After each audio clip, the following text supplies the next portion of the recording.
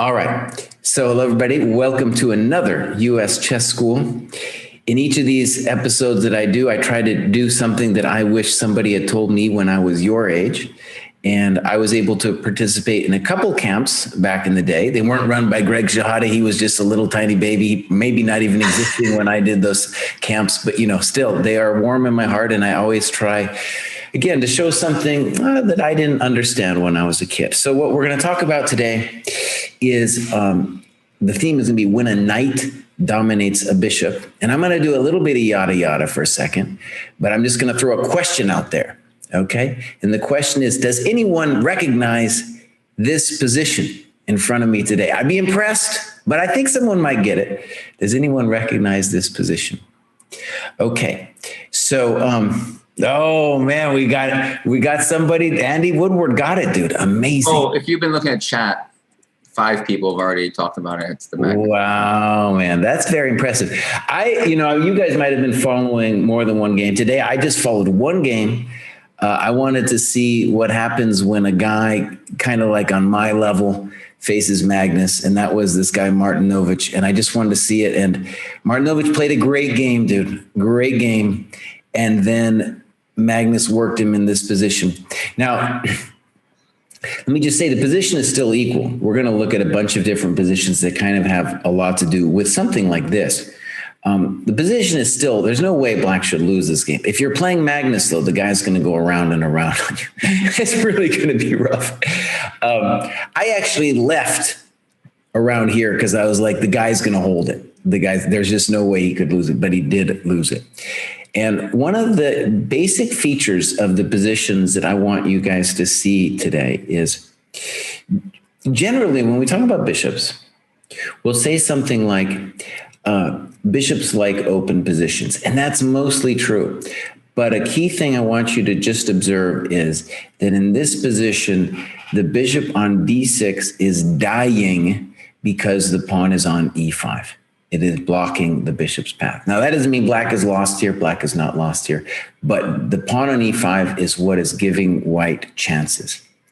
And honestly, maybe Black should even think about giving the pawn up. Could have given up the pawn earlier, too. That would have been a draw as well. So it's kind of like the pawn is more of a poison than it is a help for Black at this moment. Okay. I did an earlier lecture that I called Capablanca's rule. And this very much applies to the kinds of positions we're going to look at. In fact, you could say that we're going to look at a subset of positions that are mostly Capablanca's rule. Namely, you want your pawns on the opposite color of the bishop, right? I think we did an informal poll, and we had a position with a pawn on the same color of the bishop and the opposite color of the bishop. And there were a horrendous amount of you out there who thought that it would be better to have the pawn on the same color of the bishop. And that is a very understandable intuition, because the first intuition is to say, hey, I want my bishop to control all those pawns, to protect them.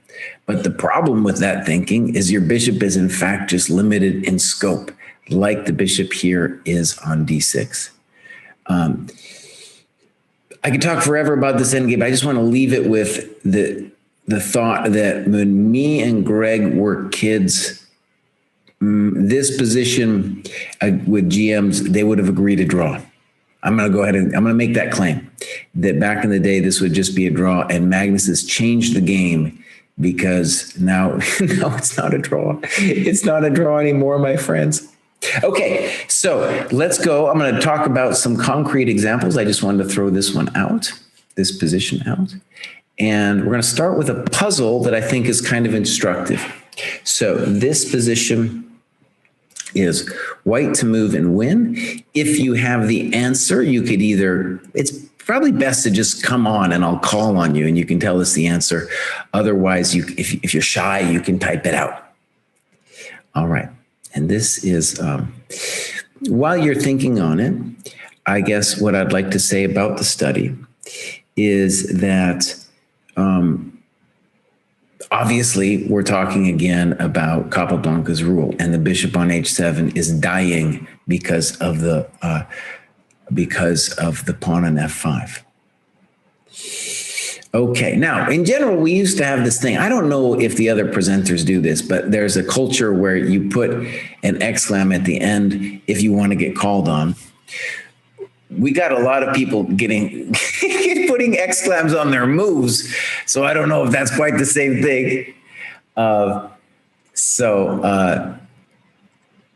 Let's have Rio come on. If he doesn't want to come on, that's fine. We'll just see here. So. Yeah, I want to come on, yeah. Okay, go ahead and tell us and I'll make the moves. You tell me and I make the moves. H6. King H6, good. It seems to force King H8.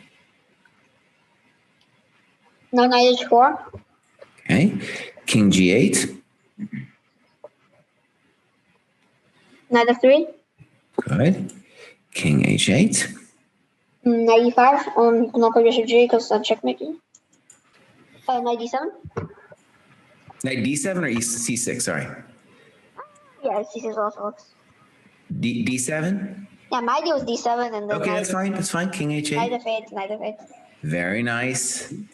Very good. Okay, so a beautiful study and highlighting the way in which a knight can dominate a bishop. And I'm going to show another one. Anybody can get a chance to get called on here if they solve it. This is white to move and win. And one of the things that I want these studies to do is to train your intuition to say, right, it's not just the open position where the bishop is better. No, it has everything to do with the pawn blocking the bishop's path, like here and in the first one, where we have to be wary of the bishop being poor. All right, let's see. I think we got exclams. I'm gonna call on Sefer. If he doesn't want to be called on, that's okay. No, I'm good with being called on. Okay. Go ahead, Sefer. Yeah, thank you. So I think King G6 is the right move, and after King B7, then my idea is Knight to D8 check. Very King good. B7, Knight to F7, or that Knight C7, and then the bishop is dead. Okay, very good. Very good. Thank you very much. Okay, so yeah, double exclam means call on me, Greg says. Okay, good. So one of the ways I think that's interesting to talk about the particular kinds of endings that we're going to talk about today is to say, in the same way, for example, let's say you're down a pawn in a rook endgame. Almost all the time when you're down a pawn in a rook endgame, the back of your mind should be saying, oh, Philidor position. That's where I'm headed. That, you know, that's going to be like my goal. The shining light at the end of the tunnel is going to be the Philidor position. And in a lot of ways, these studies that I'm showing here at the beginning might be kind of like that, a shining light at the end of the tunnel, just kind of like what it might look like, and also what you would have to fear. So I'm going to show a couple examples, some of them from my own recent games. And so I was white in this position, I don't know, a month and a half ago, I guess. And my opponent, I feel I have not played particularly well. And my opponent here, I think, should play Knight E4. And it's a very violent position, and I'm not sure what's going on. And instead, he played Knight E6. And so one of the things that's interesting, very interesting to me about this position is just how quickly this position kind of goes bad for black in a way that it surprised me. Okay, so I took the knight, bishop takes, Knight E5, Knight E4, bishop takes, DE. We could probably spend some time talking about FE2, but let's just focus on DE. And I played A3. And I'm going to blah blah a little bit, but in that time, I want you to consider two questions. How bad is it for black? Maybe you decide it isn't bad for black at all.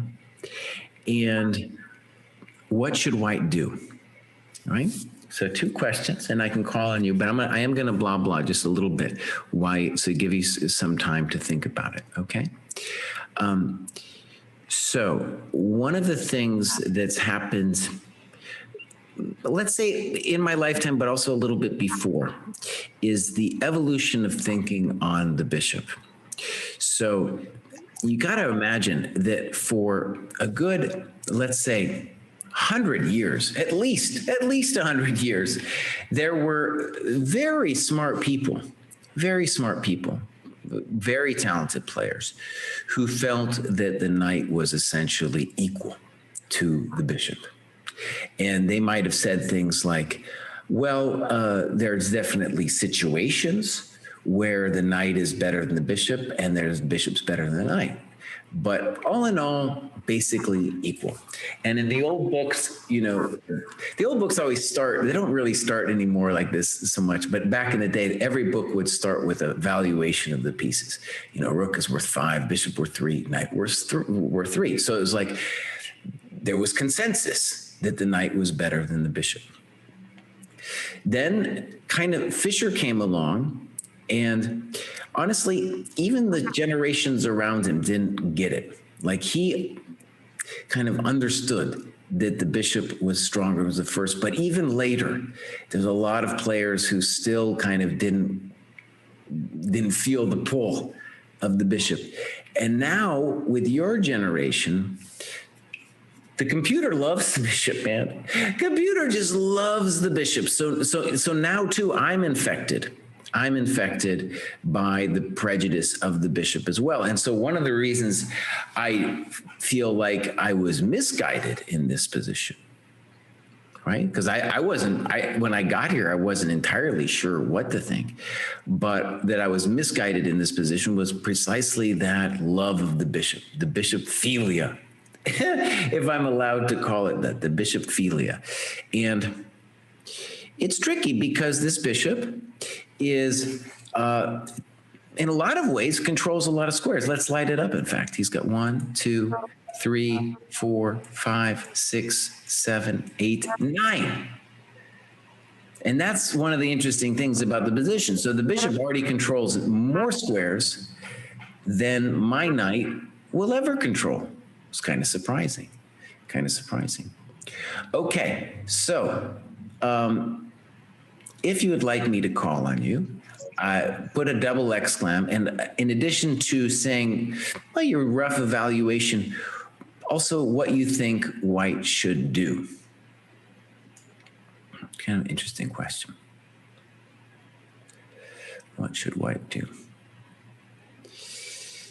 All right, let's call on Rio here.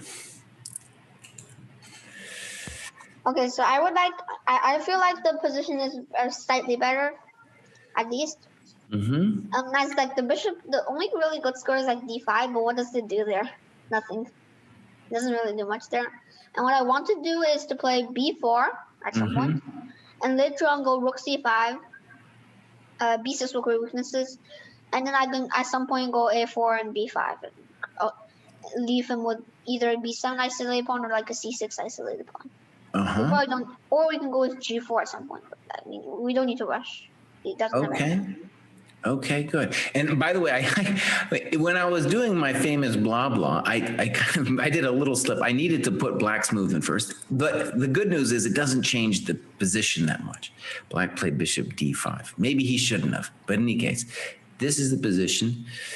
What should white do? Anybody else like to give their 2 cents on what we think black should do here? Or excuse me, white should do. What should white do? And the evaluation. Rio says at least a little bit better for white. Yeah. Very peculiar. Like the bishop does control more squares than the knight. More squares than that knight will ever control. Knight maximally gets 8. Yeah.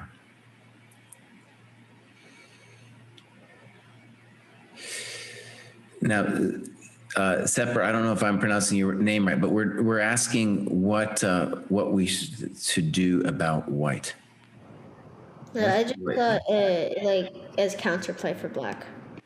Yeah, that's totally appropriate to be asking that too. And so let me just mention in the chat what Sepper's saying is B6 and C5 is definitely a thought for black. And one of the questions that white needs to contend with, honestly, is how concerned should we be about B6 and C5? Or you could say Rook C8 and C5, or maybe A5 to stop B4 and then Rook C8, C5. All of that is something that white needs to wonder about.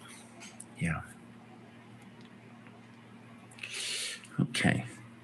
And let me frame the question, by the way, of two. Let me put in just two plans. Okay. B4 is interesting, what Rio said, but let me frame it as two plans. Let's say white has only two choices.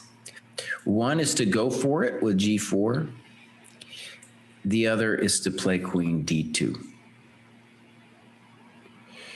Which one of those should white play? With Queen D2, we're going to aim for like Queen A5 and try to probe the dark squares on the queen side. With G4, we're obviously trying to loosen up the black king. Yeah. Rio's asking, why should you play G4? Good question. Good question. Maybe I shouldn't. Maybe I shouldn't. Uh-huh. Well, okay.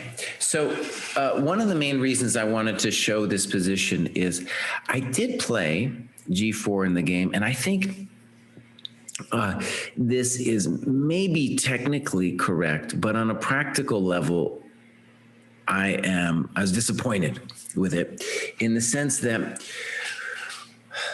why was I motivated to play G4? Well, it was because I was motivated by what Sepper was saying with B6, C5. I was thinking to myself, oh, geez, I'm so afraid of the bishop over there that if he opens a position, I feel like I'm just going to die. And the interesting thing in hindsight, when I was looking at it, I review all my games. I tried to review all my games in some depth, was that it's very difficult for him, to achieve B6 and C5. And not only that, but then when he does it, he's going to open lines on the queen side that ultimately kind of might lead to his king. And that's a key thing to understand about G4 is that white has the better minor piece here, and he definitely has the advantage for that reason, but he has a second advantage, and that is the better king. And G4, I think, ultimately was not a bad move, though it was very risky because it's much harder to evaluate because it induces complications. But in general, the attack is going to favor me on the king side because my knight can control two squares and because it's very difficult for the bishop to help in the defense of the king. So I'm just going to roll through this game, show you what happens. Thought it was kind of instructive, and then I will show the next example. He took. This was the only variation that kind of scared me. And we did this little dance. Check to the miserable king. Rook F1. Snip, snap.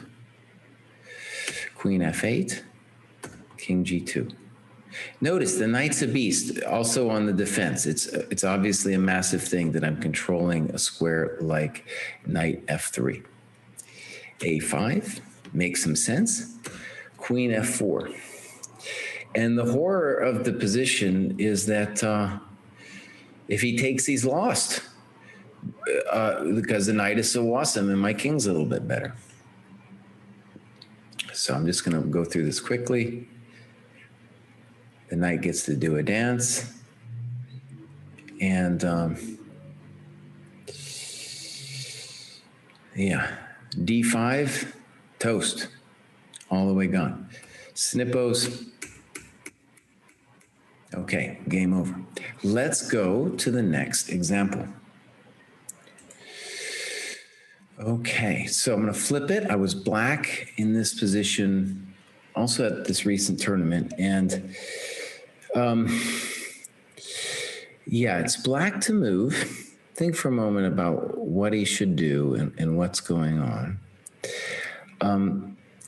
And when I got here, I was very happy with I wouldn't say very happy. Let's say I was comfortable with my position. But when I got here, I became frightened. I became frightened about the following variation. Boom, which was my intention. Boom, boom. And now if I take rook takes c3, I was simply terrified of rightly so, of all kinds of things like bishop h6. And that fear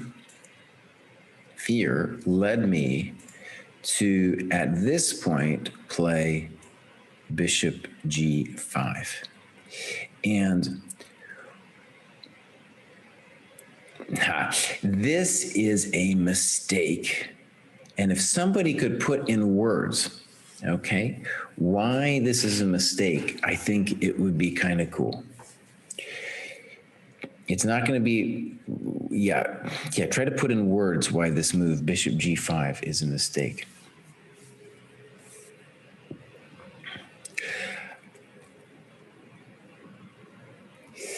Good. Rio says, trading the dark squares and making knight d4 a monster. So one of the things to notice about bad bishops, so what's my bad bishop going to be? It's going to be my bishop on b7, is that if you got a second bishop, it's really not nearly so bad. And the bishop on b7 certainly has, at least in this position, a role because he's like a helicopter parent to the knight on e4. Right? Like it's making sure that that point is secure. And so I could have done a variety of moves here that I think would have been fine. I could have played here and then knight f5, bishop g5, for example. Or if I just want to play bishop g5 in this position, that's also okay, simply because I have the c3 pawn as compensation now. Okay, so let's take a look at how this game slid down here. My opponent's name is Zhu, Chinese GM, like 2650 or something like that. Here we go. So bishop g5, snip, rook c1, simple play. And all of a sudden, I have some grief. Now, I want to stress that I hadn't realized I hadn't quite processed that I had grief here. And I make an interesting mistake here in this position that has everything to do with what I'm calling bishophilia, the love of bishops, okay? So I played knight dc5. What did white play to punish this move, and why is it a mistake? This is definitely something to address with words. Why is knight dc5 a mistake? Rio has it, b4, exactly. And so a key feature of this position is to see that when I take this bishop, which is kind of hard at this point not to, maybe I could consider knight e6, but I'm definitely worse after knight e6. When I take that bishop, what I've done is I've left my bishop on b7 more lonely. And that is, when you've got a bad piece, the more the other minors you trade off, the worse, the more magnified, the loser dome, the loser dome of bishop b7, your bad bishop will become. Second of all, the bishop on d3 doesn't fight for the dark squares. And the dark squares are critical here because they are the blockade squares.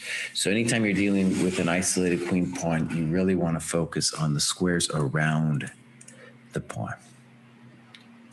Let me show you a similar example. And partly I'm showing you this just because my own chess history, I feel like this is the thing that it should have been burned into my mind and not allowed me to play knight dc5. And that is namely, here is a standard position from the knight d2 French. I'll just show you how it comes about. This is kind of an old line. And then c3, castles, and bishop d3. It's a really elegant move with the point that, first of all, you never want to take on c6 because then black will have bc and he will be beautiful.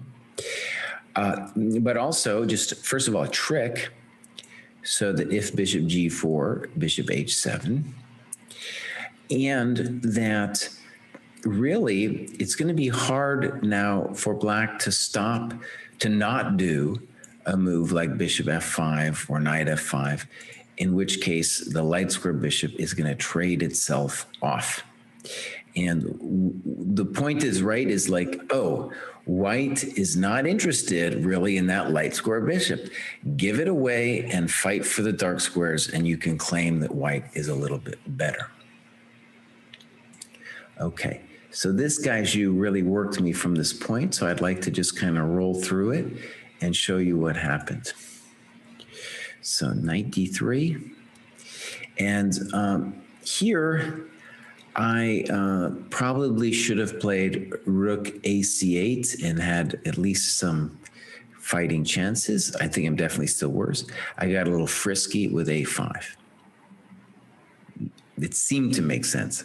Unfortunately for me, rook fd1, rook d8, kind of weird, but it's still a hard position. Queen b5, exclamation. Queen f6, knight e4 de. Okay, and what I want you guys to see about this position is it's one of these paradigmatic positions that we're going to look at a couple examples, and the Carlsen example definitely comes to mind, right? The pawn on e4 is murdering my bishop. If the pawn were on e5, honestly, almost anywhere else, it would be so much better for my bishop on b7. Now, one of the things that is interesting about this position is the computer actually thinks that I'm not doing that bad. The computer, of course, is a bishop lover. Strategically, though, from a human perspective, I really do think I'm doing terrible. Okay, so my opponent, beautiful move, beautiful and simple, just rook a1. And now the computer wanted me to do like g6. But okay, I played here. I thought my bishop was getting active. And the next move that he does is very nice. It's going to show kind of like a strategic, let's say the strategic intent of how to play this kind of position. Check it out. Rook d7. And what he's really doing, it's a little bit, let's call it unexpected, because the rook is, on the 7th is trading itself off. And normally you don't do that. But what he's really trying to do is isolate the position to one where he's working against my bishop. And my bishop, he's going to kick off the d5 square. On the dark squares. On the dark squares. I was hoping I'd get some compensation. I don't got a lot. h4, nice move. Notice, h4 forces me onto the light squares. b5. Check to the rook. Check to the rook. Queen a5. And I'm totally lost. Notice that you could imagine some positions where the bishop on d3 would be like a proud person. But here it really isn't. It really, he's not some proud person, proud outpost going out there. No, he's a chump. He's all locked down. And my pawns on light squares in front of the king are also very much destroying my bishop.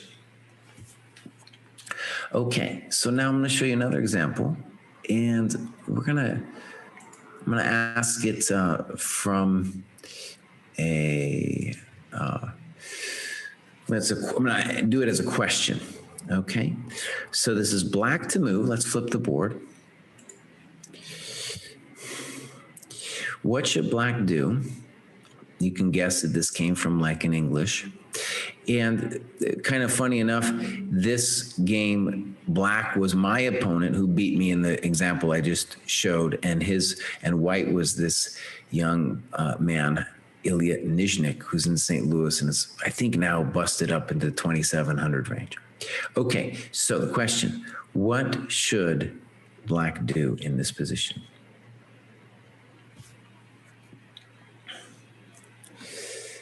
What should black do?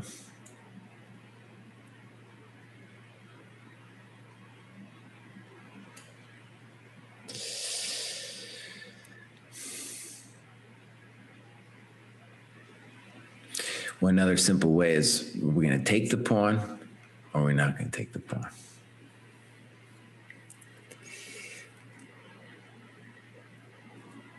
Evan says knight d4. One obvious question about knight d4, though, is what are you going to do after e3? We got somebody saying, if you're going to suffer, you might as well try to win the pawn on b4. Well, that's a thought. Any other thoughts? Yeah.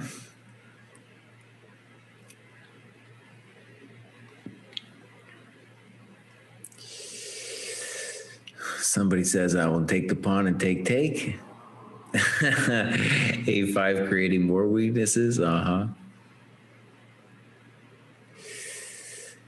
got somebody saying black's position already looks suspicious. Maybe. I mean, how about this? We could, yeah, really the question is to take or not to take, right? You could play knight e7, even knight d4. You could play bishop d7. All those positions are possible. Oh, we're working on the poll, Austin. We're working so hard. Only Greg Shahada has the power of the poll, though. And every week I come on here and I say, my friends, when do I get to do a poll? But every week I'm shot down. And this has been going on for a while. But the magical creatures of the internet have gathered in their wooden glen, and they are working on the poll for me. Okay, so let me show you this.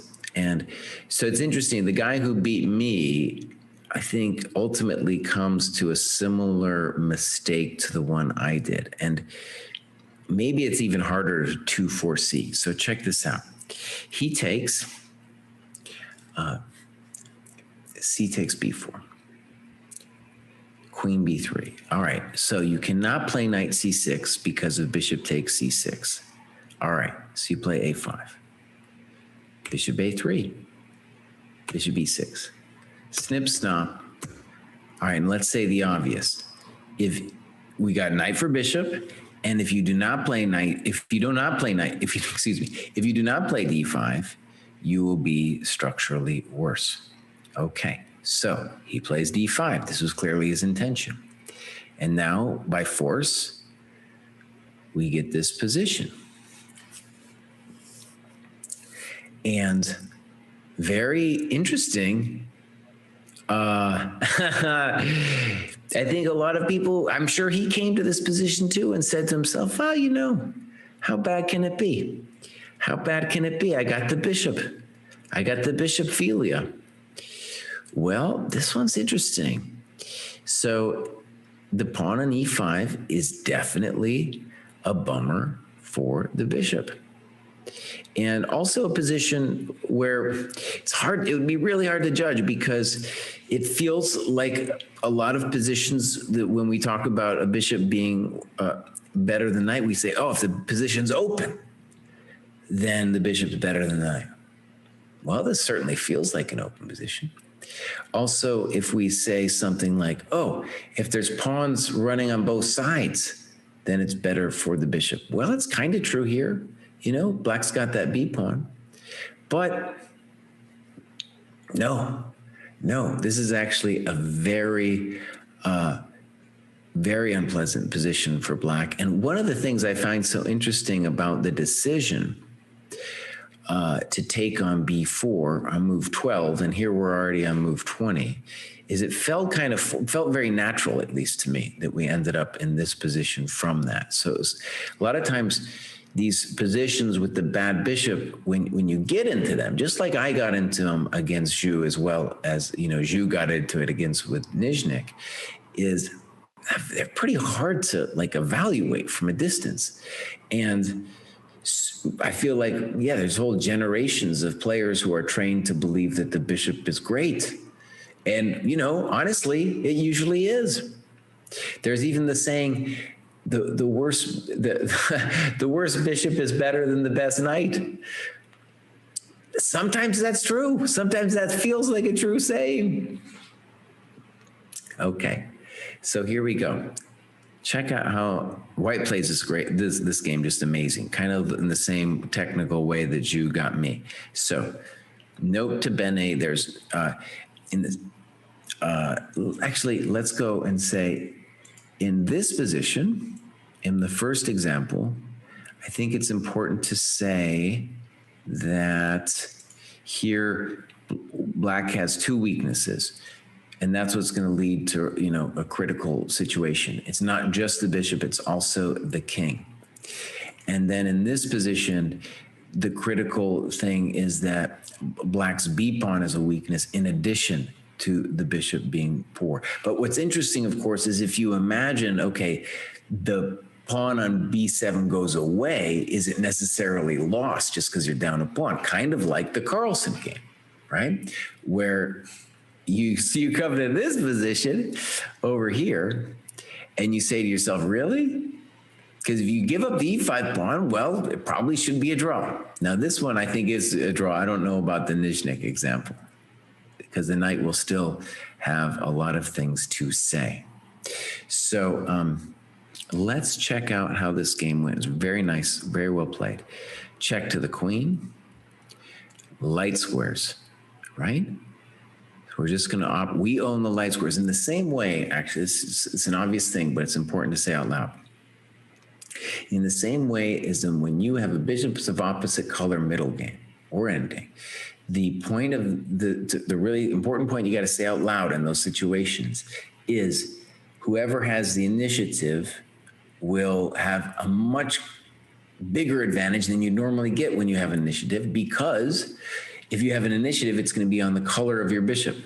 If you have a light square bishop, say, and you are attacking on the light squares, you're up a piece on the light squares.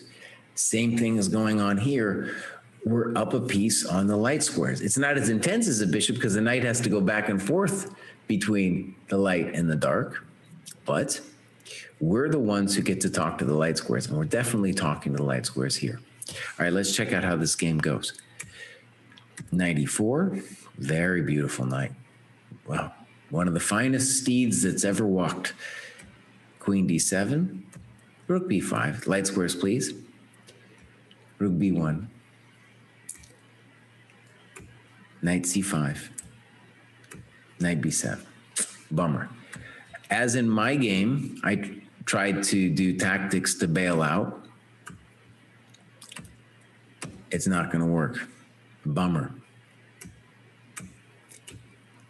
And then now we're just into a clearly lost ending. Yeah. Okay. So let me show you a final example.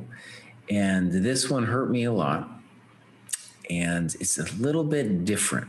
It's a little bit different. And I'm going to say a little bit more complicated because it does not involve Capablanca's rule. All right, so I was black in this position against Julio Becerra, famous Cuban GM. And, I don't normally even play this opening, but I knew exactly what was going to come because Julio always played the same opening. So I said to myself, oh, I'm going to get the bishop. I love the bishop, and I'm going to be just fine. Well, let me show you what happened.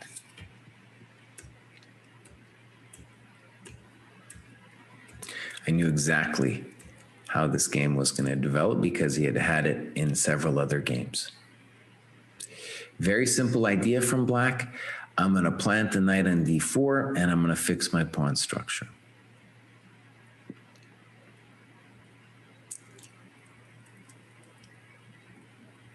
All right, so let's think about this position for a second. Let's first address why black could believe that he is totally fine. And by the way, maybe he is. I might even flip the switch on the old computer here to see what it says right now about this position. But let's first address in human terms why black could believe in this position. My pawn on d4, it's on a dark square, and I'm going to have a light square bishop. My pawn on c6 is going to move to c5, also a dark square. So that too, you'd think, okay, progress. But the weird thing about this position that so hard for me to get a sense for, even now, it's kind of mystical to me, is that it's very difficult for, it's going to be an example of a position where my bishop is going to be hitting air. And white will have an extra piece in front of my king. Right. And so I was still optimistic here, and I thought, I thought in general everything should be okay. Let's play a couple moves. Check to the knight, queen d7, a4, and then I kind of demand that he take my bishop. And he says, okay, I'll take your bishop, buddy. a5, c5. I said to myself, hey, buddy, I want to put my pawns on the dark squares. He plays queen f4, and I move back.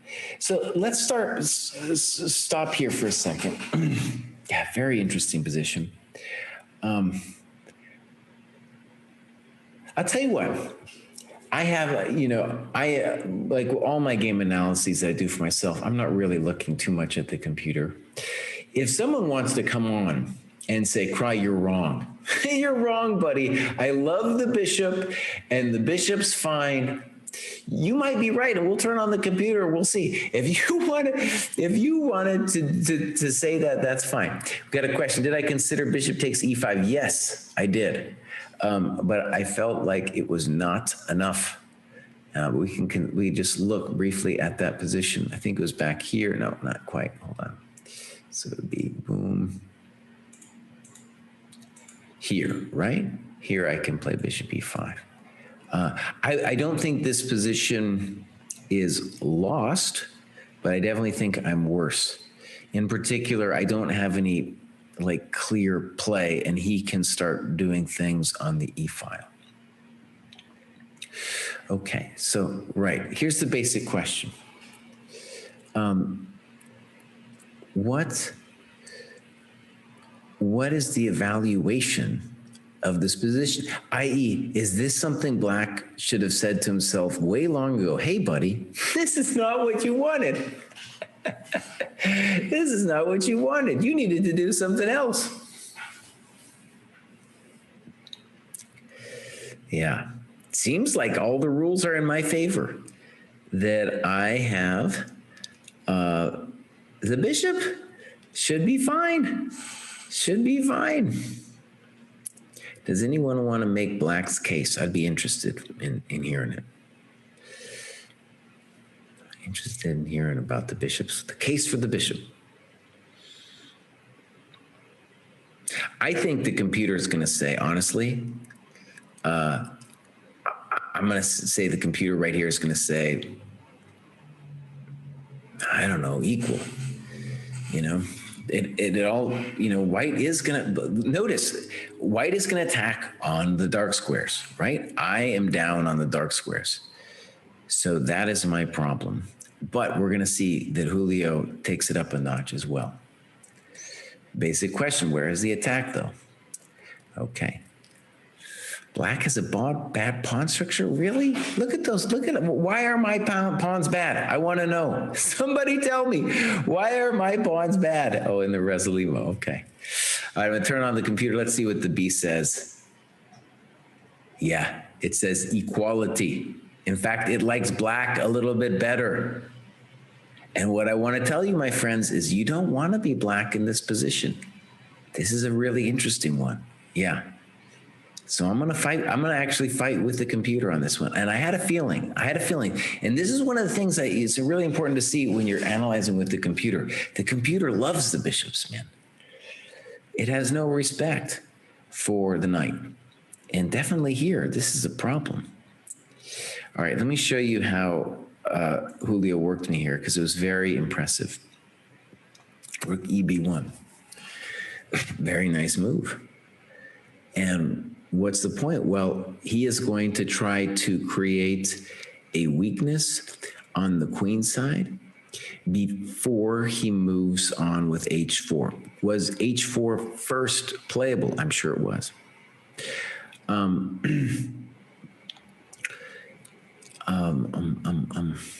was going to say something very deep.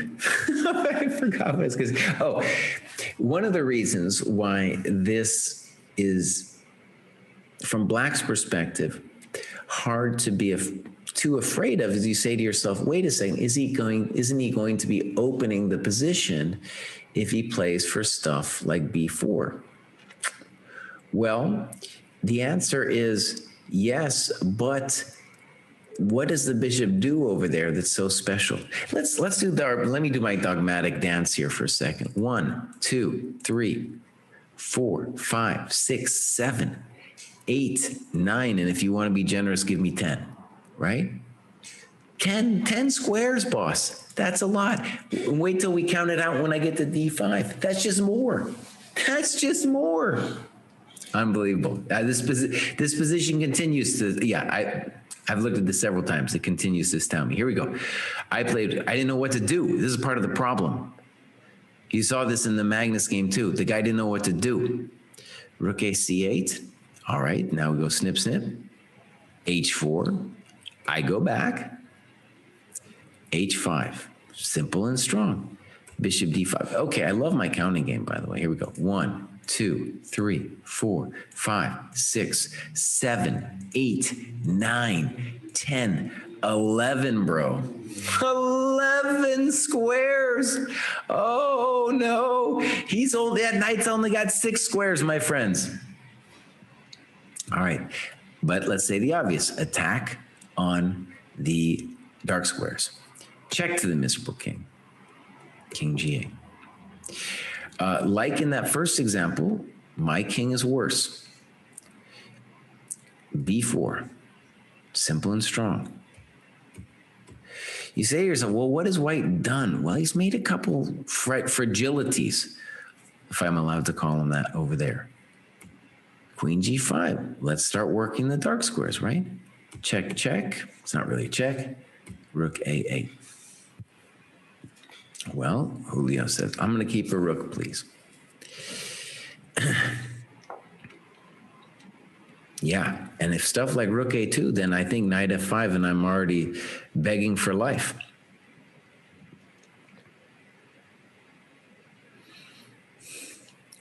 And I think it was, only around here that I began to realize how dire it is.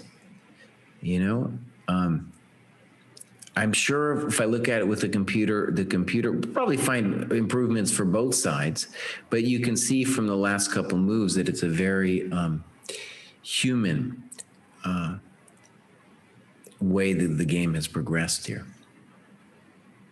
King h8 is certainly an idea. Let's just say the obvious. There's a continual back rank problem here that I got. So I played king f8. And now white plays knight e2.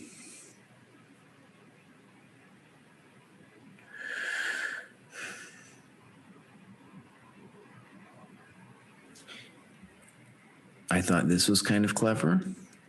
To kick either he has to trade the rook or go somewhere weird. Boom. Rook c1. queen b6, knight f4, bishop e6. And now let's say the obvious. My bishop on e6 is just a victim. It's just a victim to that knight. And it didn't have any great squares to go to. And Julio's now going to change the structure of the position, but one in which he's going to be, if not winning, better. And I don't want to go too deep into it because we're about to leave the land of bishop versus knight, but I just want to show you a lot of these games, of course, are decided in the build up to the position rather than just the position. So does that make sense? They're decided in the bishop, the build up happens with the bishop versus knight, or I should say the knight versus bishop. And then we get a conversion, a transformation of the advantage. So here we go, c3. And I say, okay. Now you look at this position, you say to yourself, oh, maybe it's not so bad. No, it's terrible. It's terrible. I traded it off. I thought maybe I'm gonna live. And this position, I think it's gone. I think I'm all the way gone here. I'll play a couple more moves just so you guys can see it.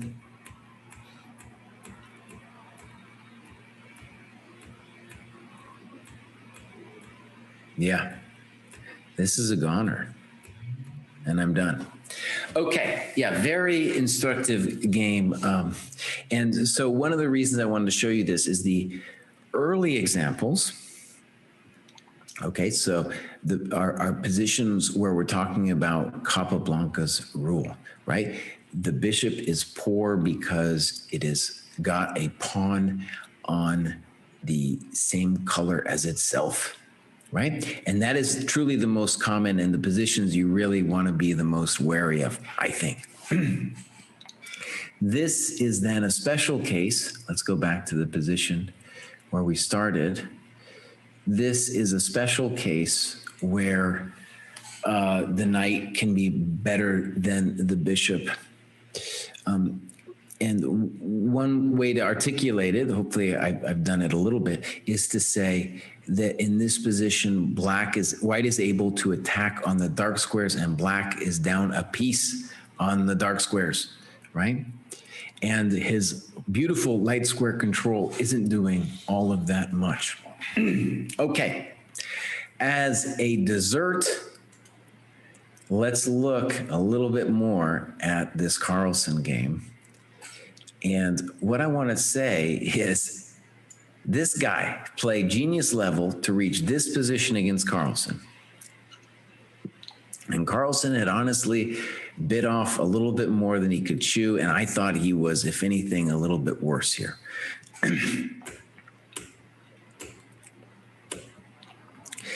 This is starting like the beginning of the end. It was one of these things where like every move that the guy made was technically equal, but then the problems just came and came and came. Notice the pawn is on a dark square.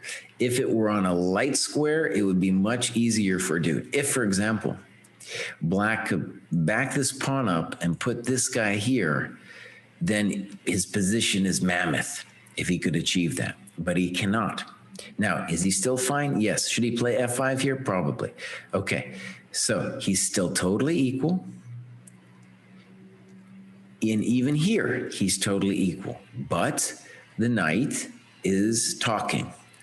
He's just talking a little bit. Could black have played maybe more accurately? Maybe, but it's still totally equal. So notice the pawn on a5, it's just tickling. We're just tickling. We're not doing anything too extreme yet. Okay, so now we're going to get the transformation is going to be set in motion that will define the coming ending, namely rook e2, knight d4, rook e5. Snip, snop. Is black equal? Yes, but he's got a bad bishop. At any point, black could have played e4 to gambit the pawn, and I'm just going to go ahead and say that's a drawn ending. But we're prideful about our pawns. Is it still drawn here? Yes. Should black have taken on a5? I thought so. I thought the game could have gone like boom. What are we talking about here? Like, don't go to d6, Kraai. f6. Wait a second. It's more unpleasant than he wants it to be. It's true. Something like this, boom, boom, and yeah, it's not so simple, but it is a draw. It's a draw. Okay. I can understand, though. You can understand why he didn't want it. And he said, oh, I'm just going to make it simple with bishop d6. Is it still a draw? Yes. And then right around here, dude goes for the big counterplay with bishop h6. And then he's officially in trouble after b5. Got a question, why didn't black keep the rooks? He didn't have to play rook e2, rook e5, but it wasn't a losing move, you know? It was not a losing move. Whereas now, this bizarre thing where he is now officially in big trouble. And one of the things, let me just say the obvious, when you're playing Carlsen, you're playing some long game and your time's running, buddy. Your time's running. And boom, boom. A lot of the endgame studies are just like this, where the bishop has difficulty catching the pawn. Now, of course, the bishops are better, much better at catching a rook pawn than a knight. But this is obviously an example of a position where if you play BC, a6 is coming. So the poor guy had to do this. And now Carlsen is really going to work him to win this ending, but this one is not hard to believe that it's winning for white. It's not hard to believe. This is a full, you could study the zugzwangs in here for a while. Now, basically, we're zugzwanging until b4 happens, and then we go catch the b pawn with zugzwang. Then we're going to do it all over again. And here we're going to zug again. Baby, gone. Gone, baby, gone. Yeah, so really beautiful knight versus bishop ending.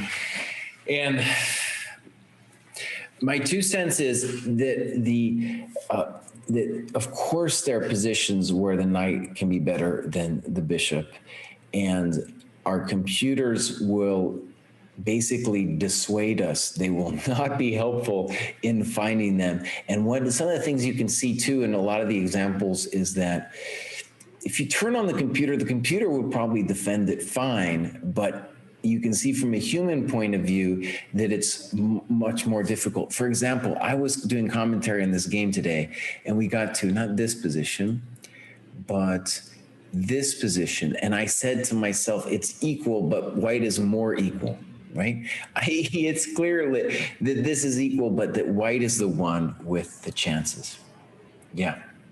Okay, my friends, thank you very much. And I'll be back, I think, later in the month, somewhere around the 30th or so. Actually, let's give a shout out to the date. I believe it is the 30th. So in 2 weeks, I'll come back again and I'll say my words of wisdom. Until then, bye-bye.